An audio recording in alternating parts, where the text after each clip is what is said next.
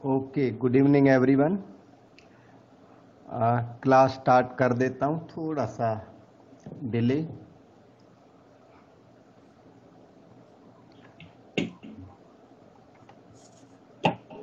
मेरी वॉइस पहुंच रही बेटा? एक जना कंफर्म कर दो। ओके, ये क्वेश्चन 2 वेक्टर अलजेब्रे में थे हम लोग। वेक्टर अलजेब्रे का काम कर रहे थे। Show that these 3 points are collinear.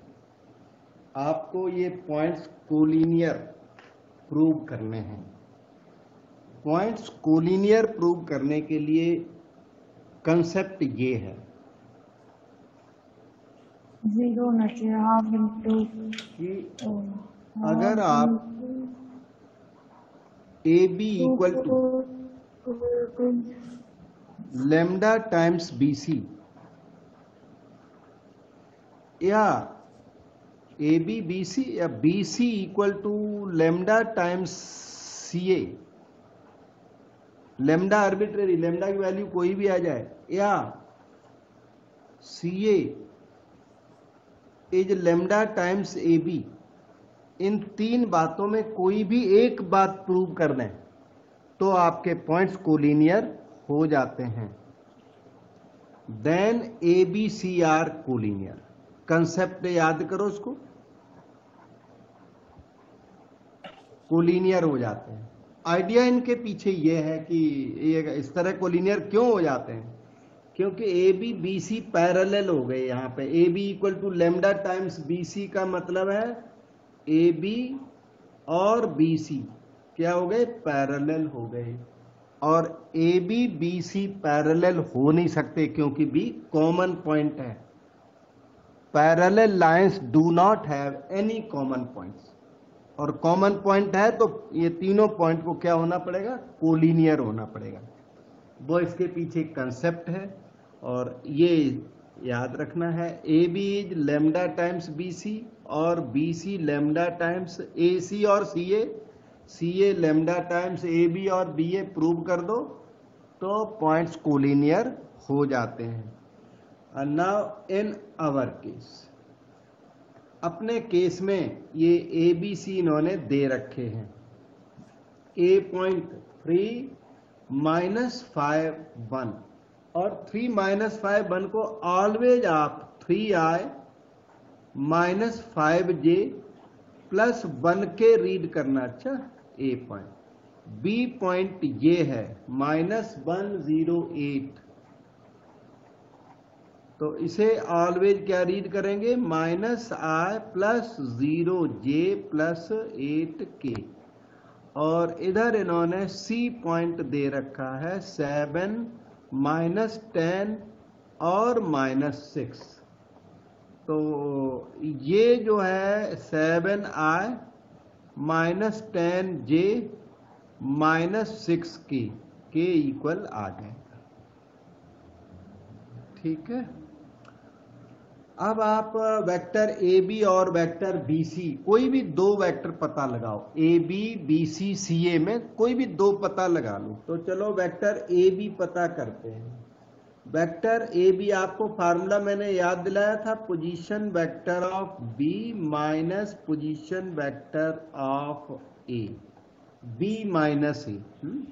तो -i -3i -4i हो गया, 0j minus of this +5j, 8k -1k हो गया 7k। ये आपका वेक्टर ए बी तैयार है आपके सामने। एक कोई और निकाल लो, चाहे ए सी निकाल लो या सी ए निकाल लो या बी सी बी, कोई भी। तो बी सी अच्छा लगेगा ए बी के साथ। बी सी फाइंड करते हैं। बी सी क्या होता है? Point C minus point B, position vector of C minus position vector of B. और पोजीशन वेक्टर का मतलब होता है पॉइंट। तो इस पॉइंट में से इस पॉइंट को माइनस कर दो। 7i, देखो इसमें से इसे माइनस कर दो, पॉइंट में से भी पॉइंट माइनस हो जाता है, बात एक ही है। 7i + i 8i हो गया, -10j -0j -6k -8k 14k। और अब आप इन दोनों को ऑब्जर्व करें तो ठीक से देखोगे तो A B is equal to -2 times A B, मतलब B C is -2 times A B. ध्यान से देखना, या ऐसे बोलो कि अगर ए बी इधर लिखना है और यहां पर बी सी लिखना है तो यहां लेमडा की वैल्यू कुछ आ रही है, कितनी वैल्यू डाल दूं बताओगे? A B B C is A B is what of B C? मेरे ख्याल से -12 बेटा, -12 ऑफ बी सी। ध्यान से देखो, A B is -12 of B C. B C का -12 करो, इसका -12 करिए तो वो ए बी आ रहा है। मतलब A B lambda times B C हो गया, यही है लेमडा -12। इसका मतलब कि वेक्टर ए बी और वेक्टर बी सी पैरेलल हैं। ऑफ कोर्स अनलाइक पैरेलल है, वो कोई बात नहीं, लाइक पैरेलल हो चाहे अनलाइक पैरेलल हो, हमारे पॉइंट कोलिनियर हो गए। A B C are in the same line, collinear. अब डाउट हमें पूछ लो, या ऐसे भी कह सकते थे B C is -2 times A B, बोल सकते थे। ए बी और बी सी में इस तरह का कोई रिलेशन निकाल देना, ए बी बी सी को पैरेलल प्रूव कर दो, पॉइंट्स ऑटोमेटिकली कोलिनियर हो जाएंगे। अब अपना डाउट आप डिस्कस कर सकते हैं।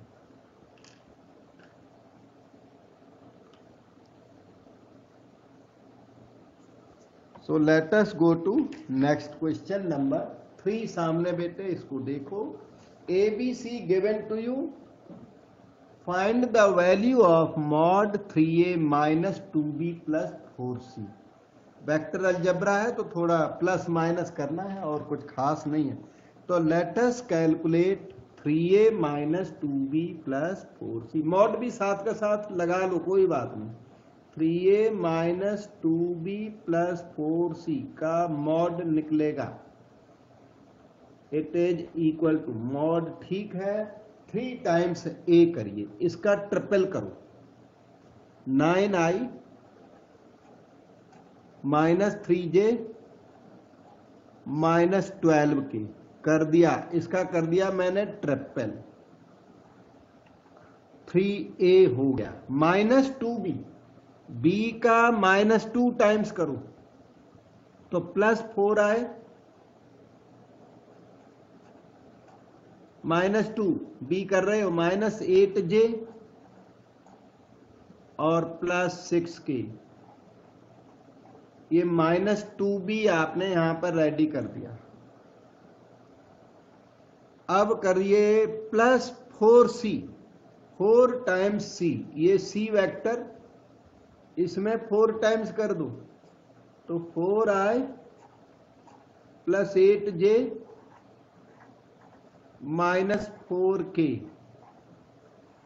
ये देखिए, तो ये आ जाएगा 9 4 13 4 17i, ये कैंसल, -3j, 12 4 16 में से 6 गया, 10k।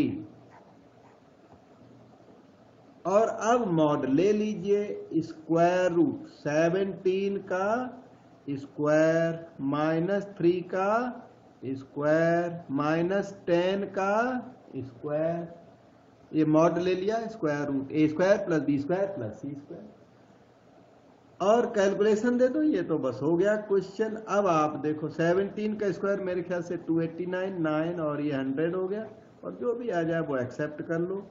289 में 109 ऐड कर दो, अंडर रूट के अंदर 18 करीबन 89 398 मालूम पड़ रहा है, ये आंसर है। देखिए बेटा समझो, मॉड निकालना जैसे नहीं आता, कोई कंसेप्ट में प्रॉब्लम है कि नंबर तो चलो होते रहते हैं, नंबर तो आपकी अपनी इफिशिएंसी है, लेकिन कंसेप्ट आनी चाहिए। 3a minus 2b plus 4c किया। मैंने आपको फार्मूला बताया था वेक्टर r की वैल्यू हो ना xi plus by J plus Z की। अगर वेक्टर r इतना है तो magnitude of r that is i component x square of that, j component y square of that, k component z square of that.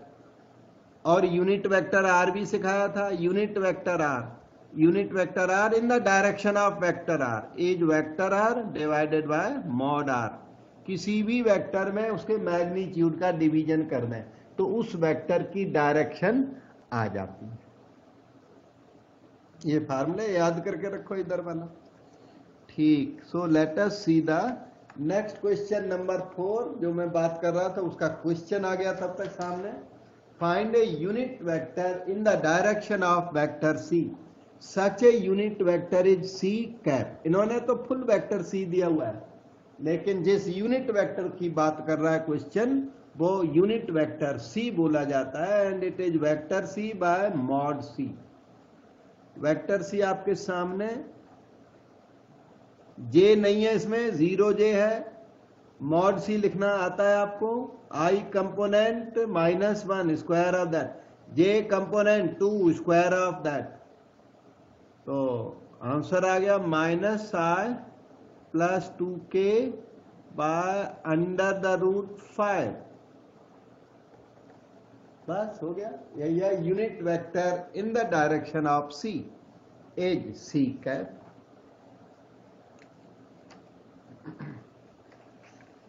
ये next question number 5 देखें। Find a vector in the direction of C. अब की बार unit vector नहीं निकाला, पूछा find a vector in the direction of सी। इसकी direction लिए हुए वेक्टर पता लगाना है।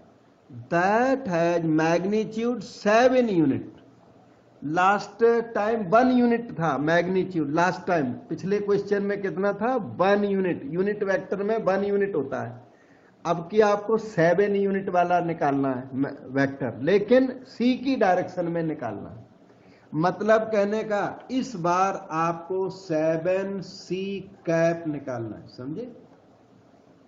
क्योंकि डायरेक्शन देगा सी कैप, मैग्नीट्यूड देगा 7। अगर 7 यूनिट का चाहिए तो 7c कैप, 8 यूनिट का चाहिए तो 8c कैप। ये निकालना। इसका मैग्नीट्यूड 7 है क्योंकि c का मैग्नीट्यूड 1 होता है, तो 7 × 1 7 मैग्नीट्यूड है इस वेक्टर का। तो इस क्वेश्चन ने 7c कैप पूछा है। c कैप क्या है? वो है vector c by mod c। Vector C यही -i plus 2k, previous vector ही है, दूसरा नहीं है, सेम है। मॉड सी तो आता है हम लोगों को -1 square plus 2 square, that's equal to 7 -i plus 2k और नीचे √5। डाउट पूछो बेटे, यही है। ये 7 मैग्नीट्यूड का वेक्टर चाहिए तो 7c निकालो, और 10 मैग्नीट्यूड का वेक्टर चाहिए तो 10c निकालो। 1 मार्क क्वेश्चन वेक्टर अलजेब्रे से 1 मार्क क्वेश्चन बहुत ज्यादा आते हैं। 1 और 2 मार्क के क्वेश्चन वेक्टर से और मैट्रिक्स से ज्यादा आते हैं। बाकी सभी चैप्टर से आते हैं, पर वेक्टर और मैट्रिक्स से तो बहुत ज्यादा आते हैं।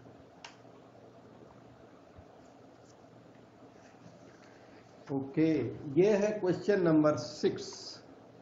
Find a vector of magnitude 14 units. अब की बार 14 n कैप निकलवाया होगा, देखें 14 यूनिट्स का तो मैग्नीट्यूड होने चाहिए।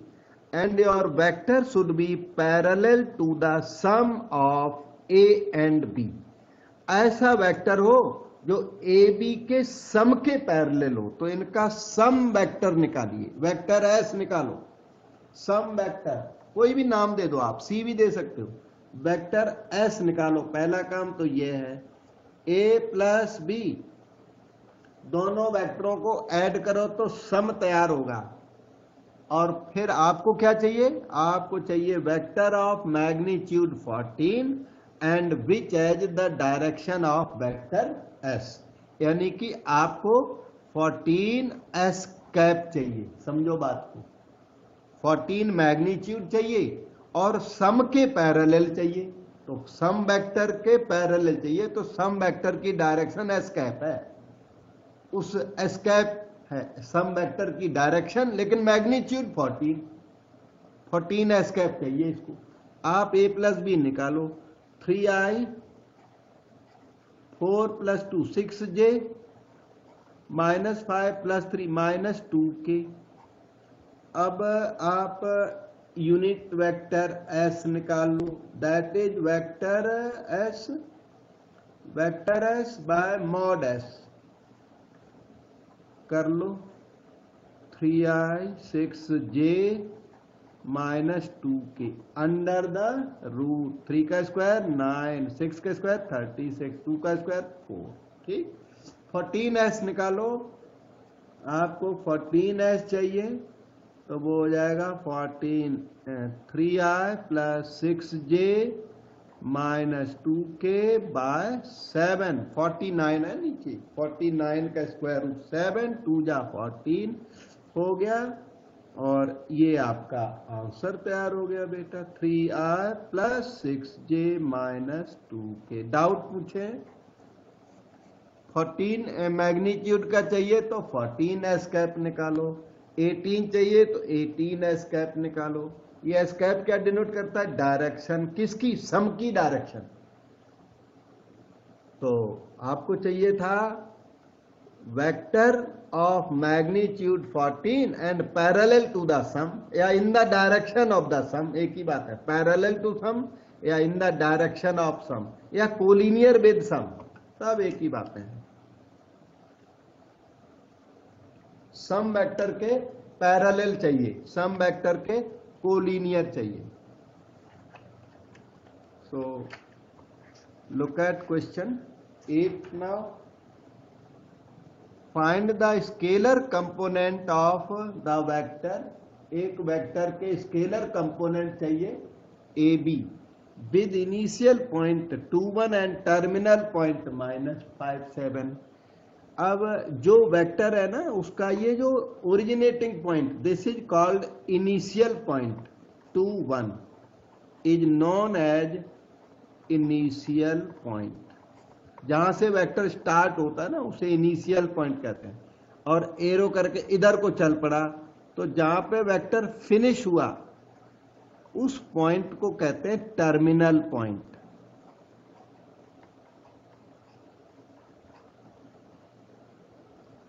क्या निकालना? Scalar components. अब की बार इसके ना कंपोनेंट मांगे, किसके? वेक्टर ए बी के।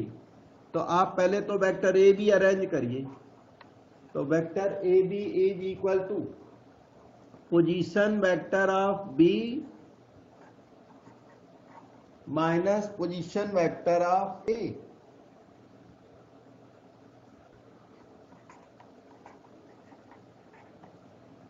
अब बी की पोजीशन क्या है? बी की पोजीशन है -5i plus 7j। 7 times j minus A की पोजीशन क्या है? 2i plus j।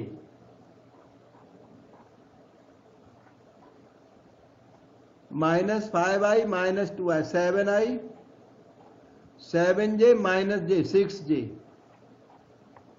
अब ये मांग रहे हैं कंपोनेंट्स, तो आई कंपोनेंट, स्केलर कंपोनेंट। दो तरह के कंपोनेंट हमने सिखाए थे, वेक्टर कंपोनेंट, स्केलर कंपोनेंट। तो साफ बोल दिया इसने, स्केलर कंपोनेंट ही आई कंपोनेंट। कौन सा वाला? स्केलर कंपोनेंट, वो है -7। जे कंपोनेंट कौन सा वाला स्केलर? वो है 6। अगर आई कंपोनेंट चाहिए वेक्टर वाला,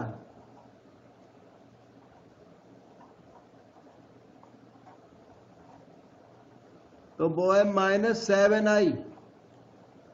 अगर जो जे कंपोनेंट चाहिए स्केलर वाला, तो वो सॉरी वेक्टर वाला, स्केलर तो हो गया, वेक्टर वाला चाहिए तो वो 6j हो जाएगा। वेक्टर वाले में जो आई जे शामिल होते हैं, स्केलर वाले में आई जे शामिल नहीं होते। और अकेला कंपोनेंट पूछे, वेक्टर स्केलर कुछ ना दे, तो ये वाले ये कंपोनेंट है मेन कंपोनेंट, वही आंसर में दिए जाए। वेक्टर कंपोनेंट तो पर्टिकुलरली पूछेगा, तब ये वेक्टर कंपोनेंट आपको आंसर में देना है। देखो और कुछ बताऊं बेटा,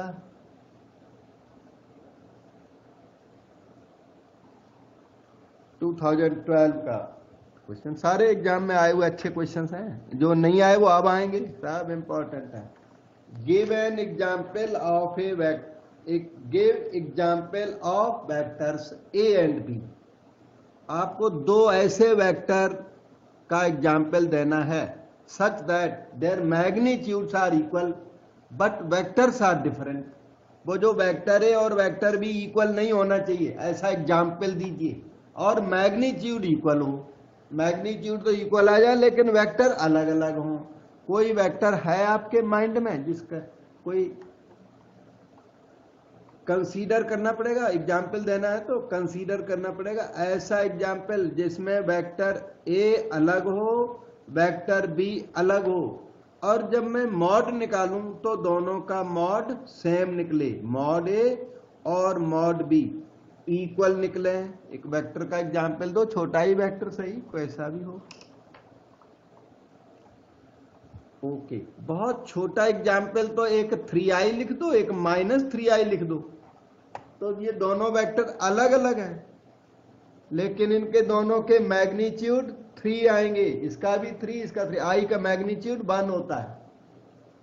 अच्छा, थोड़ा अच्छा वेक्टर लिखना है तो +4j और ऐड कर दो, 4j ऐड कर दिया।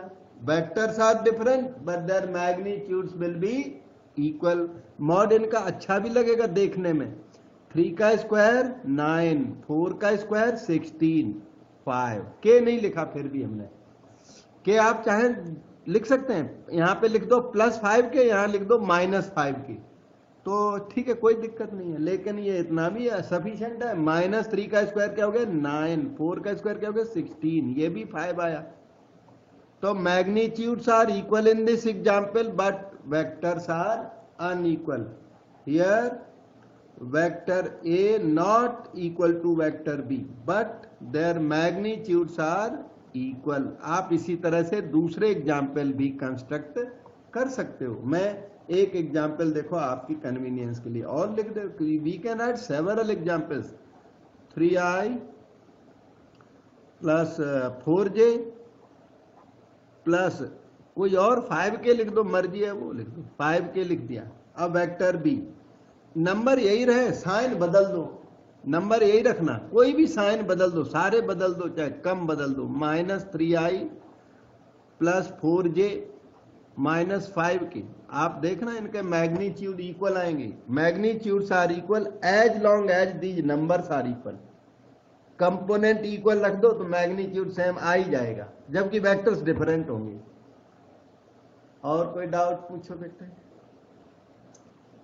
सैंपल पेपर, एसपी का मतलब sample paper, model question paper 2018 में पब्लिश हुआ था, अब एग्जाम में अभी आएगा। हाँ जी सर, इसका वाइस वर्सा क्वेश्चन आ सकता है, मतलब कि हमें दूसरे वाली सिचुएशन गिवन हो और हमें फर्स्ट वाली प्रूफ करनी हो।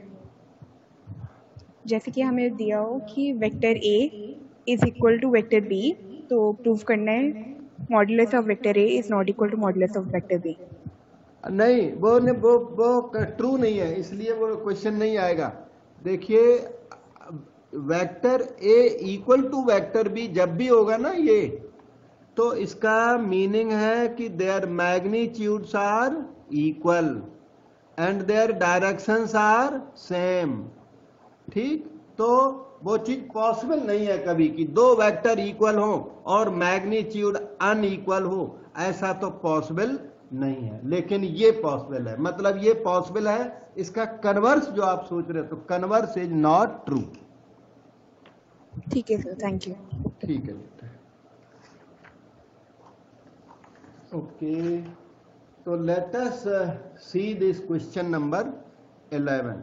In this question number 11, we have two vectors j plus k and 3i minus j plus 4k। हमारे पास ये टू वेक्टर्स हैं। एक second, two vectors j plus K and 3i minus j plus 4k represent two sides AB and AC of triangle ABC। इसने triangle के साथ liaison किया हुआ है, हम लोग ट्राइंगल ड्रा कर लेते हैं, फिर ही आगे की बात होगी। ये 2019 रख सकते हो उसको, ओके, प्रिंटेड नहीं ना कुछ, okay. Two vectors j plus K and this represent two sides AB and AC, okay. ये आपका ट्राइंगल है ABC और इसकी टू साइड्स हैं, एक AB और एक AC इन्होंने दे रखी है, ठीक है। AB साइड कौन सी है? j प्लस के, उधर AC साइड ये वाली है, ये 3i minus j plus 4k, ठीक। अब इनकी डिमांड है find the length of median through a के थ्रू जो ये मीडियन है ना, ये मीडियन ड्रा करना आता है, मिड पॉइंट से ज्वाइन किया जाता है, M फॉर मिड पॉइंट। तो इस मीडियन की लेंथ मांग दी क्वेश्चन ने, इस मीडियन की। तो मीडियन की लेंथ निकालने के आपके पास इसमें टू मेथड्स हैं, मैं दोनों बता देता हूं, थर्ड भी होता होगा पर टू मेथड तो मेरे पास है, तो मैं आपको दोनों बताता हूं। एक तरीका इसका ये है कि ए को ले लीजिए ओरिजिन, क्योंकि ये मिड पॉइंट निकालना है। मिड पॉइंट तब निकलेगा जब सी और बी पॉइंट पता हो, पर बी पॉइंट सी पॉइंट पता है नहीं, इनका पता किया जा सकता है। यही बन जाएगा बी पॉइंट ये, और ये बन जाएगी सी की पोजीशन। कब? जो ए को ले लो ओरिजिन। अगर ए को ओरिजिन ले लेते हो तो ये बी की पोजीशन बन जाएगी ओरिजिन ए के रिस्पेक्ट में, और ये बन जाएगी सी की पोजीशन। और जब पोजीशन बन जाएगी तो मिड पॉइंट बन जाएगा, और जब मिड पॉइंट हो जाएगा तो लेंथ AM निकाल सकते हैं, क्योंकि ए stands for 0i plus 0j plus 0k। तो ए को आप ओरिजिन ले लीजिए, ठीक। ए को ओरिजिन हमने लिख भी दिया, ओ से ओरिजिन ले लिया। ओरिजिन ले लेने से बी पॉइंट हो गया 0 1 1। जो इसको ओरिजिन नहीं लोगे तब ये 0 1 1 नहीं है, याद रखना। आई कंपोनेंट 0, जे कंपोनेंट 1, के कंपोनेंट 1। ओरिजिन नहीं लोगे फिर नहीं। ये देखो ओरिजिन के रिस्पेक्ट में होते हैं 3 -1 4। अब आप पॉइंट M निकाल लो। पॉइंट M हो गया this plus this by 2, this plus this by 2, और 4 + 1 5/2। मिड पॉइंट फार्मूला लगा दिया, मिड पॉइंट आ गया। अब वेक्टर AM निकाल लो और फिर लेंथ निकाल दो, that is called median. Vector AM या OM एक ही बात है, position vector of M minus position vector of A। M की position 3/2i plus 0j plus 5/2k, minus A की पोजीशन 0, वेक्टर 0 बोल दो, 0i plus 0j plus 0k। यही आ गया वेक्टर AM, और इसका मॉड निकाल दो, मॉड AM, वो मीडियन आ जाएगी। Mod AM is called median, और वो मीडियन की लेंथ आ रही है √9/4 प्लस 25/4, √34/2 कह सकते हो, या √34/4 17/2 मतलब कह सकते हो। इसको समझो, देखो, डाउट पूछो।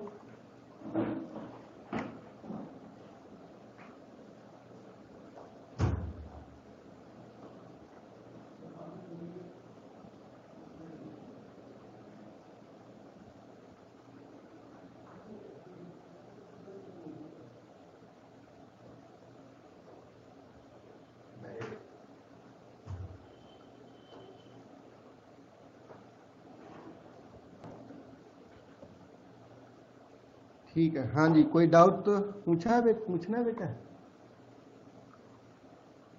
ओके, हाँ तो इसका है ना अल्टरनेटिव बताता हूँ, अच्छा अल्टरनेटिव भी अवेलेबल है इस मीडियन का, बता देते हैं।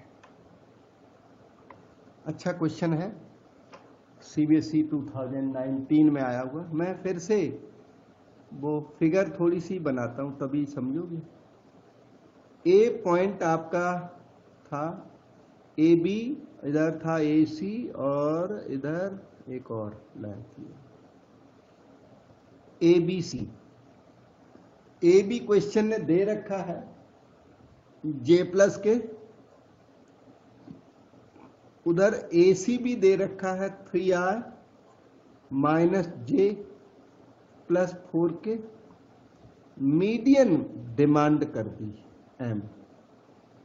तो आप पैरेललोग्राम कंप्लीट कर दो, ए बी सी डी ऐसे पैरेललोग्राम कंप्लीट कर लो। थोड़ा सा बहुत अच्छा नहीं बन पाया, A B C D parallelogram हो गया। तो आपको पता है डायगोनल्स बाइसेक्ट, तो ये मिड पॉइंट है, ये एम क्या है, बी सी का मिड पॉइंट है, तो यही एम ए डी का भी मिड पॉइंट होगा क्योंकि डायगोनल्स बाइसेक्ट हुआ करता है। तो पैरेललोग्राम कंप्लीट करने के बाद एम क्या है, हाफ ऑफ ए डी है, M is half of A D. तो वेक्टर ए डी का अरेंजमेंट हो गया इसके अंदर। देखिए वेक्टर ए डी निकाल रहा हूं,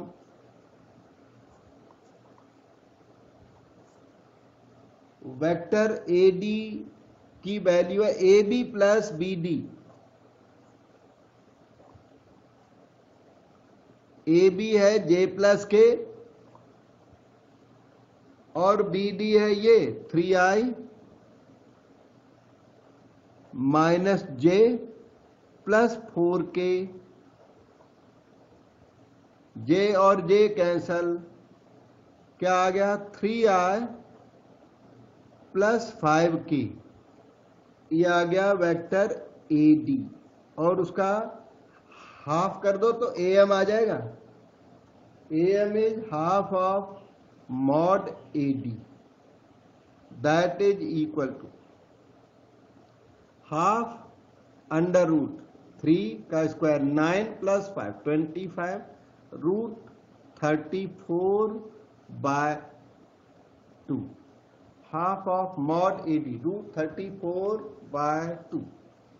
हाँ तो सही है यही आंसर, रूट 34 बाय 2। सो ये पहले आंसर था, दूसरा फॉर्म में लिख दिया था ना। ये देखो पहले आंसर आया था ना, ये वो थोड़ा फॉर्म चेंज कर दिया था, नहीं तो रूट 34 और 4 का स्क्वायर रूट 2 यही आया था, वो उसका फॉर्म बदला हुआ। ठीक है, ओके। तो अब हम नेक्स्ट क्वेश्चन करेंगे। कोई डाउट? हमारे पास दो मेथड थे, दोनों बताए, आपको डाउट हो तो पूछ सकते हैं। सर अगर हम बी पॉइंट को ओरिजिन ले लेते तो कोई डिफरेंस होता? बी पॉइंट को, हाँ जी, बी पॉइंट को ओरिजिन अगर लेते हो तो सी की पोजीशन नहीं बन रही है, you have to write the position with respect to origin. यहां पर जो है आपको आपकी जो पोजीशन बन रही है ओ सी की वजह से सी की पोजीशन बन रही है और ओ बी की वजह से बी की पोजीशन बन रही है। लेकिन अगर आप ओरिजिन को चेंज कर दोगे, बी ले लोगे, तो ए की पोजीशन तो बन जाएगी नेगेटिव करने करके, सी की पोजीशन फिर कहां, बी के रिस्पेक्ट में सी की पोजीशन नहीं बनेगी। ठीक है, हाँ जी सर, थैंक यू। हाँ, अब मतलब vectors must be directed away from the origin. वो जिनकी पोजीशन आप बनाने वाले हो वो ओरिजिन से दूर की तरफ जाने चाहिए, ओरिजिन की तरफ भी नहीं आना चाहिए, जो ओरिजिन से दूर जाना चाहिए। और वेक्टर्स कैसे होने चाहिए, नॉन होने चाहिए, तो पोजीशन बनेगी।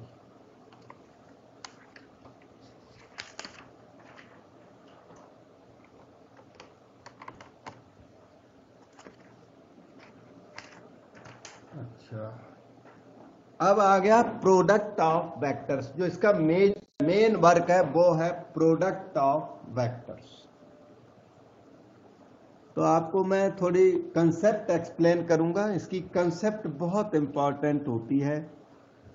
तो प्रोडक्ट ऑफ वेक्टर्स, ये जो प्रोडक्ट ऑफ वेक्टर्स जो अभी ज्यादा चलते हैं वो ये है। वैसे तो ये कई होते हैं, एक है स्केलर प्रोडक्ट, स्केलर और डॉट प्रोडक्ट भी इसी को कहते हैं,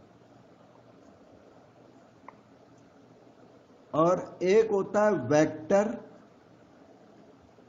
या फिर क्रॉस प्रोडक्ट भी इसी को कहते हैं, वेक्टर और क्रॉस प्रोडक्ट।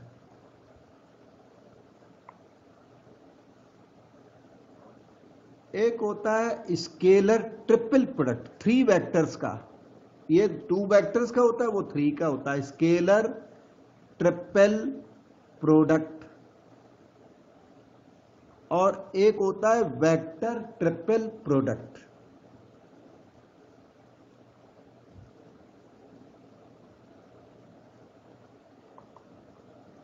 इनमें जो आपके कोर्स में है वो ये और ये हैं, 2 आपको करने हैं और ये 2 आपको नहीं करने हैं, जो कंपटीशन का कोर्सेज कर रहे हैं उनको करने हैं, ठीक है।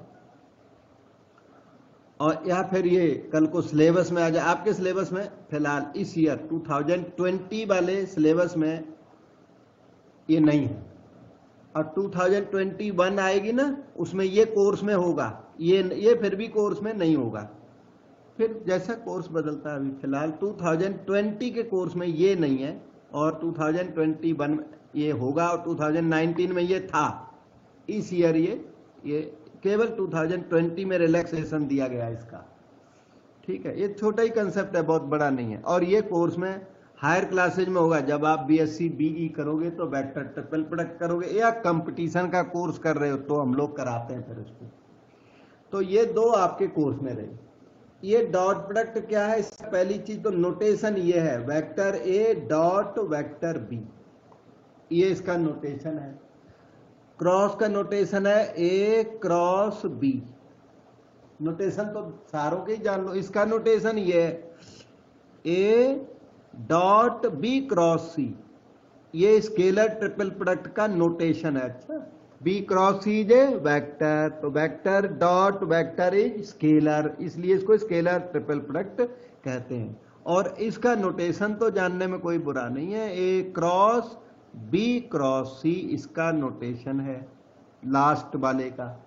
B cross C is a vector, ये क्या है vector, vector cross vector is vector, इसलिए ये वेक्टर है, इसलिए इसको वेक्टर ट्रिपल प्रोडक्ट, ये स्केलर है क्योंकि B cross C is a vector, ये क्या है वेक्टर, डॉट क्या होता है स्केलर, तो vector dot vector is scalar, तो इसका आंसर हमेशा स्केलर आता है, इसका आंसर हमेशा वेक्टर आता है। A cross B is always vector, A dot B always scalar, ठीक। अब इसमें मेनली पहले इसे पिकअप करूंगा और फिर इसे पिकअप करेंगे, 1 बाय 1 इन्हें हम लोग स्टडी करेंगे। So let us proceed to scalar product of 2 vectors. तो अब हम scalar product A dot B की फर्दर एक्सप्लेनेशन देंगे। ए और बी के बीच में अगर कोई साइन नहीं लगाओगे डॉट का तो ये मीनिंगलेस होता है। वेक्टर अलजेब्रे के अंदर ए बी के बीच में कॉमा लगा दो तो चल जाएगा, डॉट लगा दो ठीक है, पर कुछ भी नहीं लगाओ तो मीनिंगलेस होता है। Scalar product A dot B की डेफिनेशन क्या है, A dot B is defined as, A dot B defined as, यहां डेफिनेशन याद करो हमारे साथ, it is magnitude of A mod A, magnitude of B, cos of angle between A and B। ये definition है। ये डेफिनेशन कब valid, इस सिचुएशन में वैलिड है। ये देखिए, ये आपका वेक्टर A, ये O से ना दूर जा रहा है, इस A की तरफ जा रहा है। ये वाला वेक्टर B, ये भी अवे फ्रॉम द ओरिजिन या away from any other point होना चाहिए। मतलब जब आप डॉट प्रोडक्ट लेंगे तो दोनों वेक्टर इस पॉइंट से दूर जा रहे हो, इसकी तरफ ना आ रहे हो। तो ये वेक्टर बी, और उस सिचुएशन में ये angle between the image theta. तो ये सिचुएशन है और इस सिचुएशन की ये डेफिनेशन है। अगर जो वेक्टर बी इसकी तरफ आ रहा है तो गड़बड़ है, तो डेफिनेशन जो है चेंज हो जाएगी। A B must be directed away from the point of intersection. Very important, इनकी डायरेक्शन दूर जा रही हो। अगर किसी एक की डायरेक्शन इसकी तरफ आ रही है तो एक की दूर जा रही है, एक की तरफ आ रही है, तो गड़बड़ है। अच्छा, दोनों दूर जा रहे हैं तो ये चल जाता है। वैसे तो स्टैंडर्ड सिचुएशन यही है, ये स्टैंडर्ड सिचुएशन है। लेकिन कभी ऐसा हो कि ओ और ये आपका ओ बी थीटा एंगल है, दोनों वेक्टर ओ की तरफ आ रहे हो, तो इसमें पोजीशन वेक्टर तो आप डिफाइन नहीं कर सकते, कोई बात नहीं, पोजीशन वेक्टर की कंसेप्ट अलग है। लेकिन ए डॉट बी अब भी mod A mod B cos theta होता है कि अगर दोनों directed away from the origin हो तो ठीक है, और डायरेक्टेड टुवार्ड्स ओरिजिन हो फिर भी ये डेफिनेशन वैलिड है। लेकिन one is going away from origin and other is coming towards origin, तो इस डेफिनेशन में माइनस का साइन लगता है। ठीक है, मतलब ये जो डेफिनेशन मैंने बताई है स्टैंडर्ड सिचुएशन में वैलिड है। ठीक है, अब मैं आपको आगे की बात बताता हूं। कोई डाउट मन में आए पूछो फ्रीली।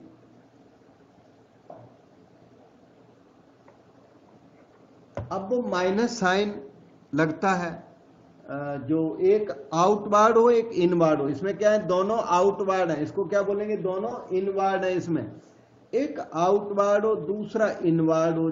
जैसे कि ये वेक्टर ए हमने ड्रा कर दिया और ये आपने वेक्टर बी ड्रा कर लिया, उधर से इधर को आ रहा, तब ये प्लस बी है। अगर इधर से उधर कर दोगे तो माइनस बी हो जाएगा। और यही एंगल थीटा इन्होंने बिटवीन ए एंड बी दिया हुआ है। तो this theta is not the angle between A and B. ये ए बी के बीच का एंगल है ही नहीं। क्यों? क्योंकि ए बी के बीच का एंगल तभी डिफाइंड होगा जब ये दोनों वेक्टर इस ओ पॉइंट से अवे जा रहे हो, दूर जा रहे हो। तो फिर क्या करें, तो फिर इसमें एक वेक्टर की पोजीशन की डायरेक्शन को थोड़ा बदलो, आगे एक्सटेंड करो। ये वेक्टर ए है, बी को ऐसे थोड़ा आगे बढ़ा दो, ऐसे बढ़ा दो, तो बी की डायरेक्शन ये बन गई, ये बन गई बी की डायरेक्शन, और ए की डायरेक्शन ये। तो ए और बी की डायरेक्शन के बीच में कौन सा एंगल बन गया, पाई प्लस थीटा बन गया। अगर यहां से ऑब्जर्व करोगे तो इस डायरेक्शन के बीच में, या इधर वाला देखोगे तो पाई माइनस थीटा बन गया। इधर वाला भी देख सकते हो, कोई मेजर प्रॉब्लम नहीं। तो ए बी के बीच में पाई माइनस थीटा बन गया, या उधर वाला देखोगे तो पाई प्लस थीटा बन गया। दोनों से हमारा काम हो जाता है। लेकिन ए बी के बीच में एंगल ये जो थीटा दिया हुआ है, this is not angle between A and B. A B के बीच का एंगल ये माना जाएगा, या पाई प्लस थीटा माना जाएगा। उधर वाला एंटी क्लॉकवाइज, उधर वाला क्लॉकवाइज, ये चल जाता है। तो ऐसी सिचुएशन में ए डॉट बी का क्या हुआ, it is mod A mod B cos of angle between A and B pi minus theta. तो कॉस 180 डिग्री माइनस थीटा हो गया माइनस कॉस थीटा। तो this is mod A mod B और minus cos theta, वो minus sign यहां लग जाएगा। अगर कॉस पाई प्लस थीटा होगा तो भी माइनस कॉस थीटा आएगा।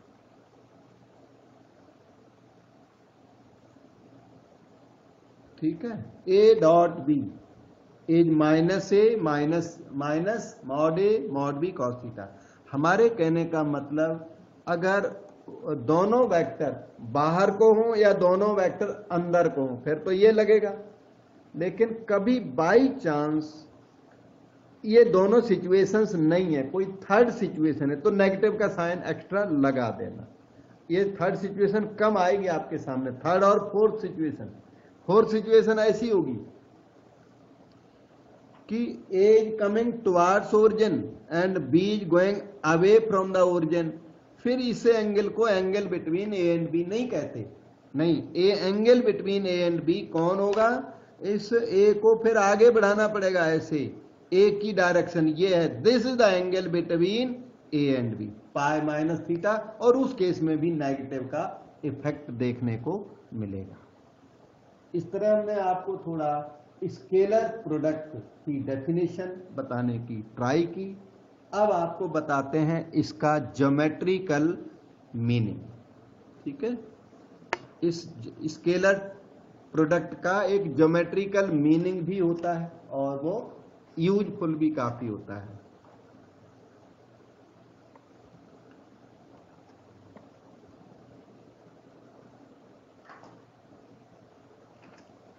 ओके, तो ज्योमेट्रिकल सिग्निफिकेंस के लिए थोड़ा सा हम पेज बदल देते हैं।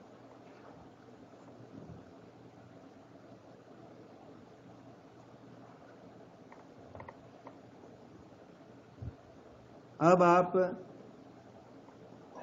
ध्यान से सुनिए, ज्योमेट्रिकल सिग्निफिकेंस, ये सब चीजें, इसकी कंसेप्ट ना यूजफुल है, बहुत जरूरी है, इसलिए आपको बता रहा हूं, अवॉइडेबल नहीं है।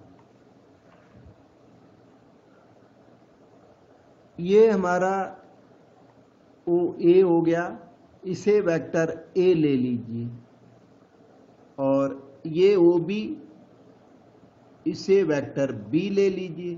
Theta is the angle between that. अब बी से ए के ऊपर परपेंडिकुलर ऐसा ड्रा कर दो, तो इसमें जो OM बन गया ना, OM, this OM is called projection of B on A, कहते हैं इसको, डेफिनेशन आई। अच्छा, projection of B on A कहते हैं किसको? OM को projection of B on A बोलते हैं इसको। अच्छा, 90 डिग्री है तो OM की वैल्यू आप निकाल सकते हो वो ट्रिग्नोमेट्री से। OM upon mod B is cos theta, base upon hypotenuse cos theta होता है। यहां साइड में लिखता हूं, OM by mod B is cos theta. तो जो प्रोजेक्शन है OM, उसकी वैल्यू तो निकल गई मॉड बी कॉस थीटा। आपको ध्यान आया होगा, मॉड बी कॉस थीटा वो नंबर है जो ए डॉट बी में अपीयर होता है। ए डॉट बी क्या है? A dot B defined as magnitude of first vector, magnitude of second vector, cos of angle between them. Mod A तो ठीक है, बी कॉस थीटा ये क्या है? ये तो OM है, लेंथ OM, वेक्टर OM नहीं, length OM, magnitude of OM है। ये projection is always scalar, length होती है ये। तो ये क्या है? It is magnitude of vector A, yes, magnitude of vector A है ये मॉड ए, और OM क्या है? That is projection of B on A.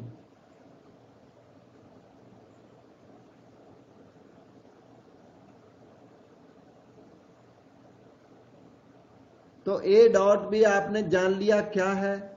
A dot B is magnitude of A into projection of B on A. This is called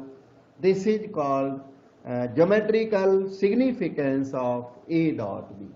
geometrical meaning इसका यही है कि magnitude of first into projection of second on first कहते हैं इसको। अच्छा, ये जो इक्वेशन 1 है आपकी, उसमें से मॉड ए का अगर मैं डिवीजन कर दूं,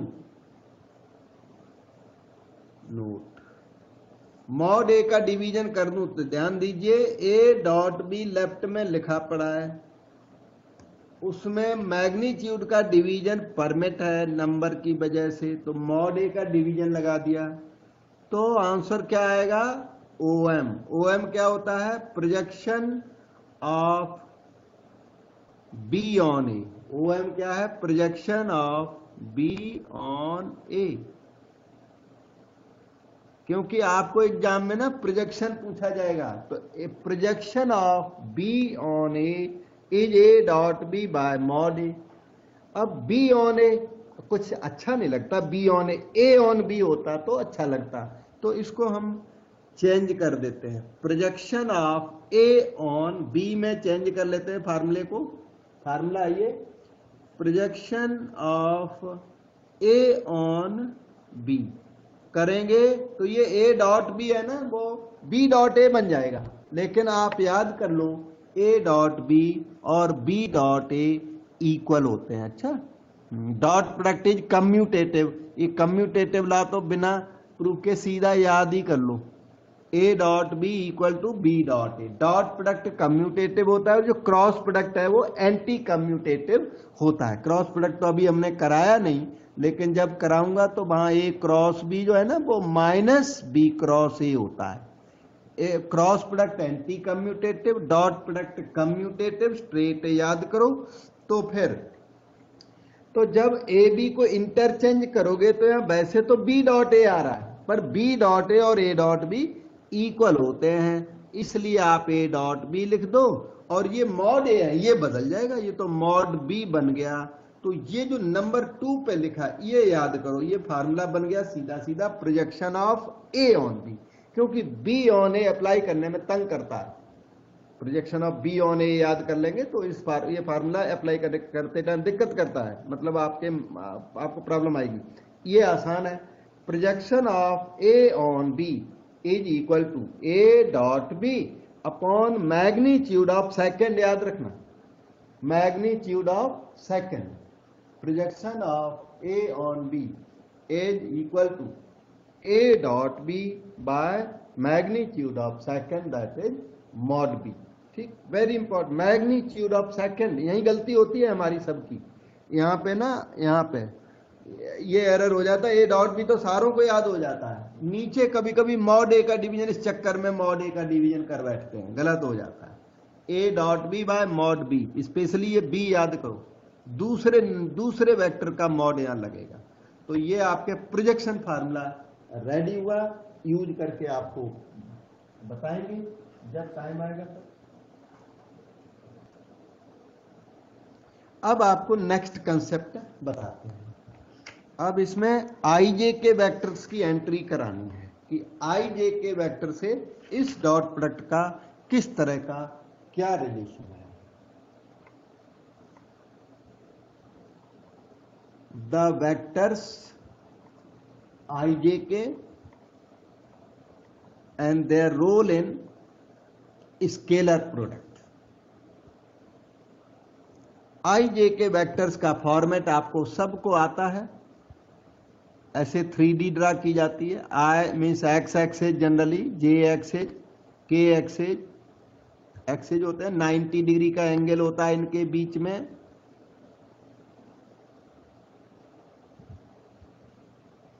अब अगर आप आई डॉट आई निकालोगे, आई डॉट आई, तो इसकी वैल्यू है magnitude of first vector, magnitude of second vector, cos of angle between i and i, that is 0। आपको डेफिनेशन याद होगी ए डॉट बी, फिर से रिकॉल करो, A dot B is magnitude of first vector, magnitude of second vector, cos of angle between them. ये definition है आपकी A B, mod A mod B cos theta. ठीक है, वही डेफिनेशन मैंने यहां पर अप्लाई कर दी, mod i cos of angle between i and i, that is 0। Mod i क्या है 1, मॉड आई क्या है 1, कॉस 0 क्या है 1, तो आई डॉट आई 1 हो गया। अच्छा, आई डॉट आई को हम लोग आई स्क्वायर लिख सकते हैं। अच्छा, i square is 1। I dot i को आई स्क्वायर भी लिख सकते हैं, और ध्यान से देखना मॉड आई का स्क्वायर भी है, यहां पर मॉड आई का स्क्वायर भी है, कॉस 0 1 है। तो इसका मतलब ये हुआ कि आई डॉट आई कहीं भी लिखा है तो इसको आप मॉड आई स्क्वायर भी लिख सकते हो, और इसे simple I square by notation allowed है आपको, और ये इसका आंसर 1 होता है। पर इतने पीस के ऊपर यहां पर स्क्वायर रूटिंग परमिट नहीं है। मॉड आई स्क्वायर तो आई स्क्वायर होता है, लेकिन आप बोलो मैं तो स्क्वायर रूट लूंगा, मॉड आई इक्वल टू आई बोलूंगा, फिर बोलूंगा स्केलर इक्वल टू वेक्टर, तो स्केलर वेक्टर में कोई फर्क नहीं, हम आपको स्क्वायर रूट लेने नहीं देंगे, you will not take square root, square rooting not permitted, however this is correct. Okay, तो आपने देखा आई स्क्वायर की वैल्यू कितनी आई 1, इसी तरह जे स्क्वायर 1 आएगा और के स्क्वायर भी 1 आएगा। तो जो सिमिलरली जे डॉट जे 1 के डॉट के ऑल्सो 1, और इस तरह से आपको सिग्निफिकेंट रिजल्ट्स यहां पर आके मिल गए। ये result I square equal to J square equal to K square equal to 1 को याद करें, commit to memory, remember the fact. मैंने दिया प्रूफ इसका, क्योंकि ये साइंस की बैकग्राउंड है actually. Vector algebra very important for science, astrophysics, general theory of relativity, special theory of relativity में सब में ये यूज होते हैं। इनकी बैकग्राउंड आपको जानना बहुत जरूरी है। ये नहीं, बैकग्राउंड ना करने से क्या हो जाओगे, कमजोर साइंटिस्ट बनोगे, तो साइंस कमजोर हो जाएगी। ठीक है, ओके। अब हम आपको बताते हैं आई डॉट जे क्या है। आई डॉट जे है, this is equal to magnitude of first vector mod i, magnitude of second vector mod j, cos of angle between i and j. I j के बीच में एंगल कितना है बेटा, बताओ। अच्छा 90 degree. 90 degree. Yes, 90 degree it is 90 degree. तो mod आई आ गया 1, मॉड जे हो गया 1, 90 डिग्री 0, तो ये टोटल मिलके 0। तो आई डॉट जे क्या आया 0। सिमिलरली जे डॉट के डॉट आई ऑल आर 0। तो यहां पर कुछ और फार्मूले जनरेट हुए, CTM जहां लिखा है वो याद करना, ये भी आपको कमिट टू मेमोरी याद करना है। I dot J equal to J dot K equal to K dot I, ये सब के सब 0 होते हैं। और हमने बताया आई जे और जे आई सेम होता है, सारे डॉट प्रोडक्ट इज कम्यूटेटिव। तो जे आई के डॉट जे 0, आई डॉट के 0, कम्यूटेटिव लॉ यहां वैलिड होता है। Dot product commutative, cross product anti commutative. इसमें कोई डाउट हो तो पूछ सकते हो, नहीं तो मैं फिर नेक्स्ट कंसेप्ट बताऊंगा। वेक्टर्स आई जे के लर्न करने के बाद अब हम चलते हैं scalar product in component form. इसमें भी एक फार्मूला जनरेट करेंगे, scalar product in component form. इसमें आप एक वेक्टर ए ले लो, A1 I plus A2 J plus A3 K, और वेक्टर बी ले लो, B1 I, यहीं सामने ही लिख देता हूं, जगह है थोड़ी सी, B1 I plus B2 J plus B3 K। इन दोनों का स्केलर प्रोडक्ट करेंगे। और इन दोनों का स्केलर प्रोडक्ट मैं एडवांस में बता दूं, A1 B1 plus A2 B2 plus A3 B3 आने वाला है। A1 B1 I components will be multiplied, J components will be multiplied, K components will be multiplied and results obtained will be added। बाद में addition, पहले multiply करना बाद में addition करना। A1 B1 plus A2 B2 plus A3 B3, ये इसका formula जो मैंने अभी बताया। लेकिन इसमें हम इसको थोड़ा सा डेरिवेशन डेराइव करेंगे, जिससे कि आपको थोड़ा आइडिया अच्छा लग जाए। तो ए डॉट बी निकालते हैं। A dot B basic method से A1 I plus A2 J plus A3 K dot product with B1 I plus B2 J plus B3 K। लिख दिया। आप बहुत ही केयरफुल रह के और पेशेंस के साथ लिखिए इसे A1 I dot whole thing, कुछ भी नहीं करना आपको। B1 B2 B3 ये लीजिए होल थिंग। अब करिए A2J dot whole thing, A2J dot again whole thing, B1 I B2J B3K। अब A3K dot whole thing again, A3K dot B1 I plus B2J plus B3K। अब आगे की बात करता हूं, देखना I डॉट I क्या हो गया 1, I डॉट J हो गया 0 और I डॉट K 0। तो यहां से आपको फर्स्ट रो से मिला A1 B1। A1 B1 के बीच में डॉट मत लगा देना। A1 क्या है नंबर 3 और B1 क्या है 5, इनके बीच में डॉट डॉट नहीं लगाना। 3 5 जा 15 है, ये भाई है अलजेब्रिक प्रोडक्ट है, no dot no cross nothing, algebraic product. ठीक, I dot I 1 I dot J 0 I dot K 0, first row हो गई आपकी। सेकेंड रो देखना J dot I 0 J dot J 1 आएगा, तो इसलिए A2 B2 आ गया ये, और J डॉट K क्या है 0, बताया हुआ हमने आपको। J डॉट J स्क्वायर 1 हो गया, J डॉट K 0 हो गया। अभी फार्मूले बताए थे मैंने, I square equal to J square equal to K square equal to 1, freely use. और वो IJ JK याद कर लो साथ के साथ, KI, these dot products each equal to 0, I square J square K square 1, A1 B1 A2 B2 आ गया। Second रो हो गई। थर्ड रो पे आ जाओ, K dot I 0 K dot J 0 K dot K 1, तो ये आ गया आपका A3 B3 और आपका एक्सीलेंट फार्मूला रेडी हो गया।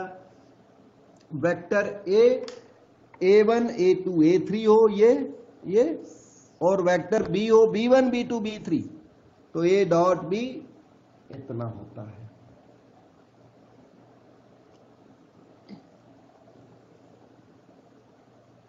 एक बार मैं फिर से इसको लिखता हूं,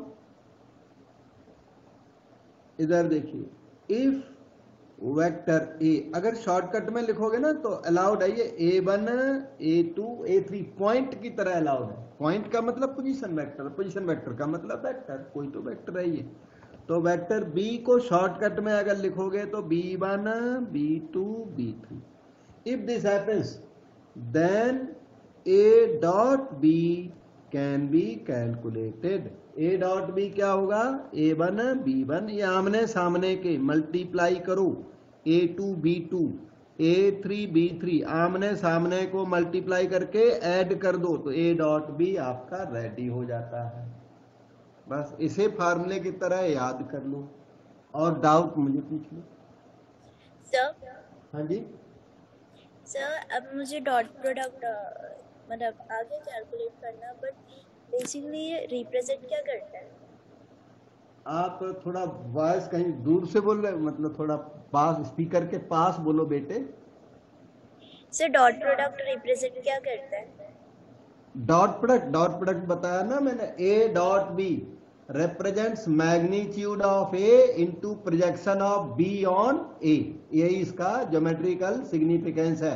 और फिजिक्स में ये वर्क डन रिप्रेजेंट करता है, पर यह फिजिक्स तो है नहीं, work done F dot AB, physics में वर्क डन होता है, यहाँ पर तो magnitude of first into projection of second on first. Physics में ऐसा होता है कि अगर बाई चांस उस तरह से पूछ रहे, फिजिक्स वालों ने सिखाया होगा, ये वेक्टर F होता है यहाँ force, F acts at the point A and particle is displaced from A to the point B।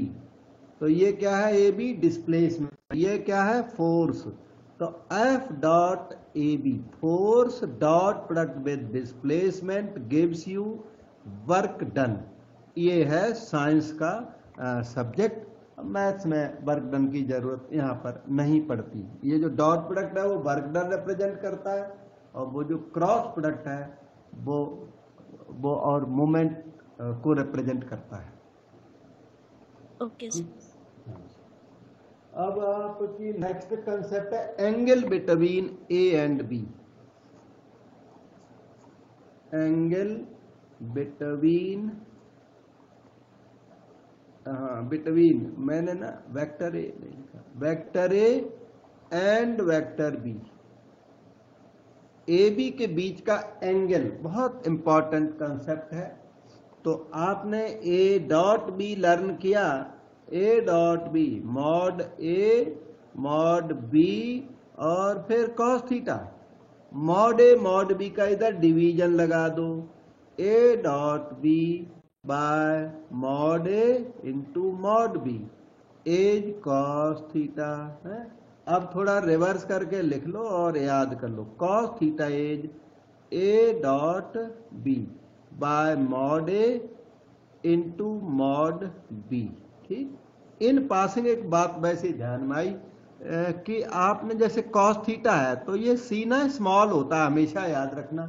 हम सी कैपिटल बनाए या स्मॉल बनाए, स्मॉल ही बनाते हैं, वो बड़े कैपिटल बनाने की थोड़ा हैबिट सी है। वैसे ये नोइंगली तो स्मॉल बनाता हूं। ये जो साइन थीटा है ना उसमें ऐसे स्मॉल होता है, कभी भी इसे ये नहीं लिखना साइन थीटा, ये गलत है। साइन कॉस टेन कॉट, कई बच्चे देखते, मैंने बच्चे और कई मैंने बुकों में भी देखा ये लिखा हुआ है, ये रॉन्ग है, ये नहीं लिखना, आपको स्मॉल टी लिखना है। सभी में सभी जितने भी है ना वो स्मॉल लेटर्स हैं। लॉग का जो LOG है ना, लॉग का जो L है वो रफली मतलब स्मॉल एल होता है।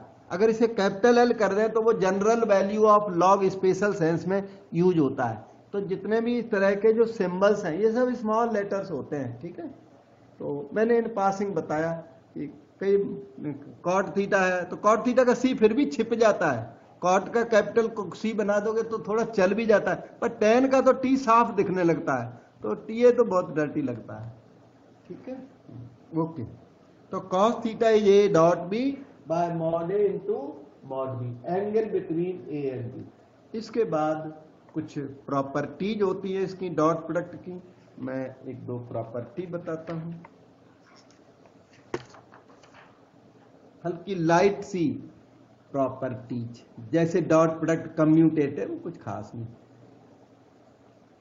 कम्यूटेटिव लॉ वो है commutative law, A dot B is equal to, वो इसका प्रूफ आसान है, प्रूफ की जरूरत तो नहीं है, mod A mod B cos theta. इसको ना मॉड ए मॉड बी को मॉड बी मॉड ए कर दो तो कोई फर्क तो है नहीं। और theta is the angle between A B, angle between A B same as angle between B A, so it is B dot A. तो प्रूफ भी कोई खास नहीं है, कम्यूटेटिव लॉ। और इसमें एक मेन होता है distributive law, A dot B plus C is equal to A dot B plus A dot C. ये डिस्ट्रीब्यूटिव लॉ को ये ओबे करता है। ठीक है, इसको कहते हैं डिस्ट्रीब्यूटिव लॉ।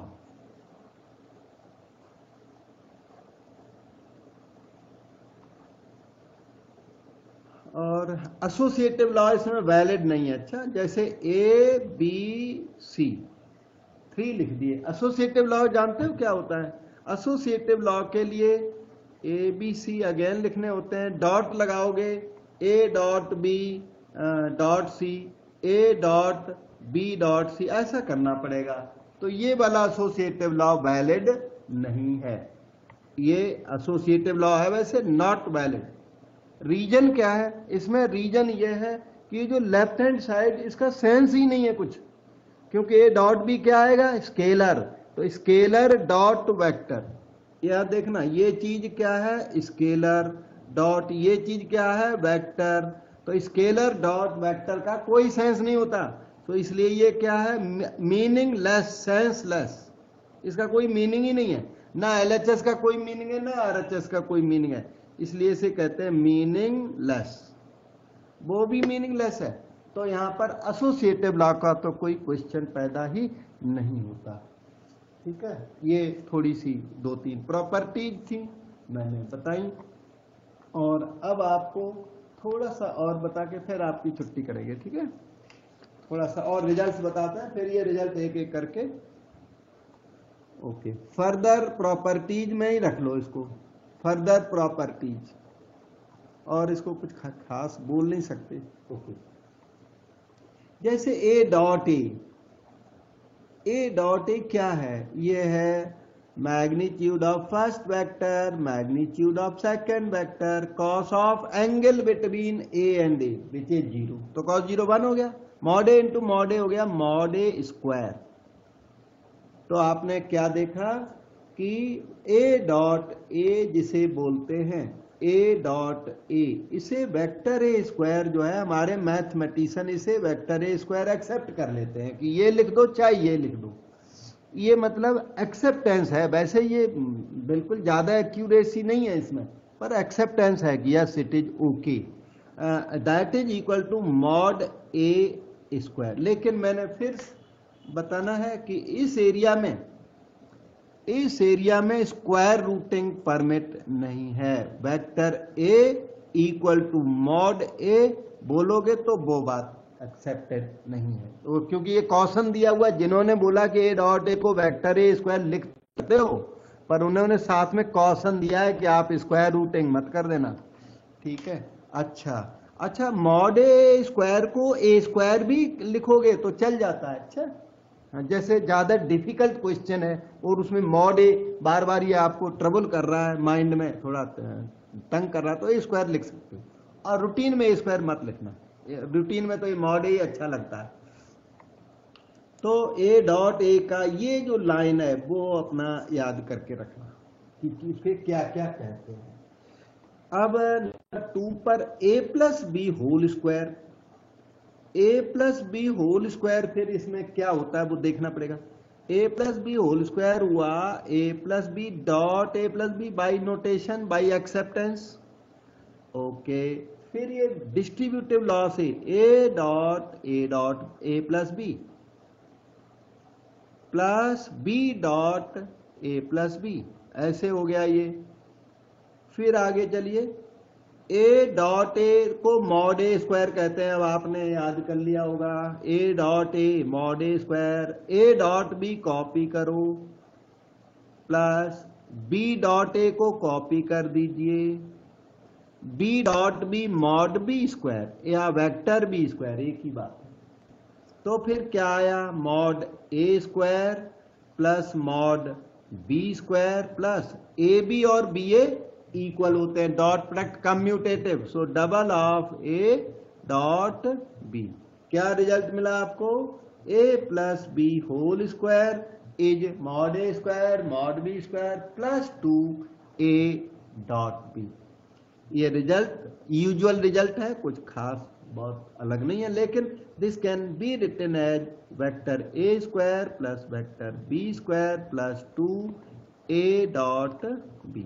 ये क्या है, A plus B whole square. अगर बाई चांस यहां माइनस हो तो यहां पर माइनस होता है, दोनों एक साथ याद कर लो। प्रूफ इसका माइनस वाले का भी सिमिलर सा है, आप खुद भी कर सकते हो, नहीं करोगे तो चलेगा, कोई दिक्कत नहीं है। अब एक रिजल्ट मैं और बताऊंगा, फिर ही आपकी छुट्टी होगी। तो ये कॉन्सेप्ट ना इसकी फिर अभी टाइमिंग के लिए कंप्लीट हो जाएगी, फिर क्वेश्चन चल पड़ेंगे आपकी, तो इसलिए कंसेप्ट कंप्लीट कर ही देता हूँ। तो 3rd नंबर रख लो इसको। इसमें हमने A plus B dot A minus B, अगली बार क्लास में बैठना तो इस कंसेप्ट को लर्न करके बैठना। A plus B dot A minus B, ये अपना डॉट प्रोडक्ट वही होता है बिल्कुल, vector A square minus vector B square, या इसको mod A square minus mod B square बिल्कुल कहते हैं, vector A square is mod A square, या इसको simple A square minus B square भी कहते हैं। इसका छोटा सा proof left hand side, A dot A minus B कर दिया, फिर plus B dot A minus B. आगे चलो, A dot A minus A dot B plus B dot A minus B dot B. फिर क्या हुआ, ए बी और B A equal और अपोजिट होने की वजह से कैंसल हो गए और आपको मिला vector A square minus vector B square, जो हमने यहां पर क्लेम किया हुआ है वहां पर वो, and that is further equal to these things. आ गया right hand side, the result is proved. A B और बी ए कैंसल हो गए और इसलिए रिजल्ट प्रूव हो गया। और आपका जो डॉट प्रोडक्ट का कंसेप्ट था वो इसके साथ फिनिश हो गया। अब एक सेकंड देखिए, ठीक है। तो इस तरह से काफी वर्क किया आपने आज, इसको रिवाइज करिए, याद करिए, है ना, ठीक है।